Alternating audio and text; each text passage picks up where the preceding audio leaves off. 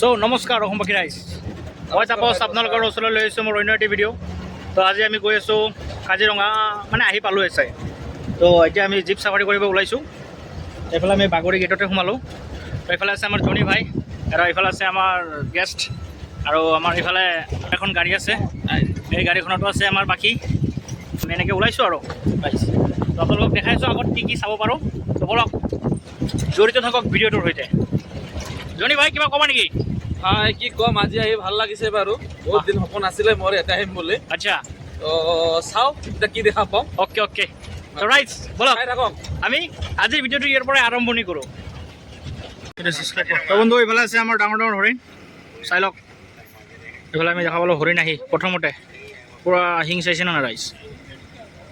তো বলক আগলৈকে গৈ থাকোঁ আৰু আগত চাওক কি চাব পাৰোঁ আমি। চাইছে না ৰাইজ, এইফালে আৰু আছে।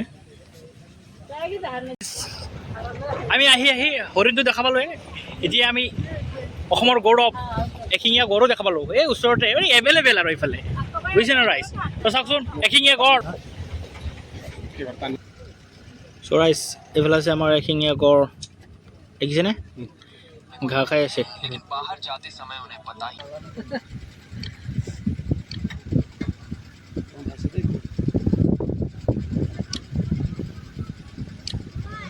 আমি গৈ আছোঁ অভয়াৰণ্যৰ মাজে মাজে, এনেকৈ চাফাৰী। আমি তিনিখন গাড়ী, বগা হৰিণটো ক'ত? আৰু এইফালে আহি আছে ৰিটাৰ্ণ গাড়ী। বলক ৰাইজ আমি গৈ থাকোঁ। এই যে দেখিছেনে ৰাইজ, চিতল মাছে কেনেদৰে খেলি আছে। তো আহি পাইছোঁহি আমি বিখ্যাত চিতল মাছৰ খনি বুলি কোৱা আমাৰ কাজিৰঙাৰ মাজতে থকা এই বিলডোখৰত। তো ইয়াতে একদম মানে এনেকুৱা চিতল মাছ আছে নহয় ৰাইজ, কি ক'ম আৰু, মানে এনি টাইম সিহঁতে খেল ধূলা কৰিয়ে থাকে। তো আপোনালোকে যোনে যোনে আহিছে গমেই পাব কি পৰিমাণৰ চিতল মাছ আছে ইয়াতে।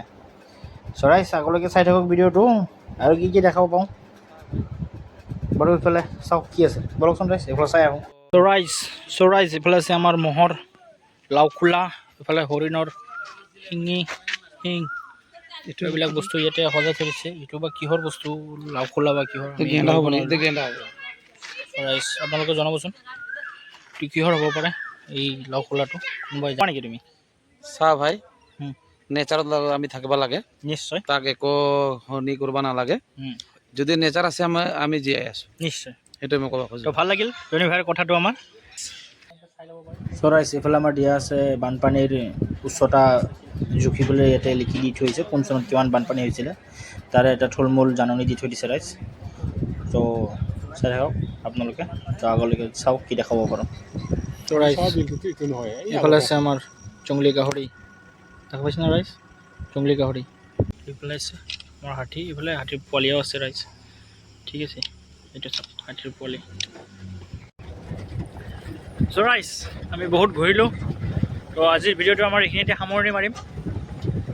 বহুত ভাগৰ লাগিছে, গৰম অৱশ্যে, ঠাণ্ডা ঠাণ্ডা হাৱাও আছে। এইফালে আমাৰ জনী ভাই খুব মানে দুখিত, বাঘ দেখা নাপালে বোলে জনী ভাই আমাৰ। মই নিজে হাতী নিচিনা বাঘৰ লগ ধৰিম বুলি ইচ্ছা এটা আছিলে, বুজিছে। মানে যি নহওক ভাল লাগিলে। এতিয়া মানে বাঘৰ দেখা নাপালে কাৰণে আৰু বিৰাট মনত দুখ বেচেৰা। বাকী যি নহওক, সময় থাকে, আগন্তুক যদি আহা কেতিয়াবা বাঘ দেখাৰ আশাৰে দিয়ক, নিশ্চয় আহিম। ঠিক আছে। আজিৰ কাৰণে ভিডিঅ'টো এইখিনিতে শেষ কৰিলোঁ। বাই বাই, জয় অসম, জয় জুবিন দা।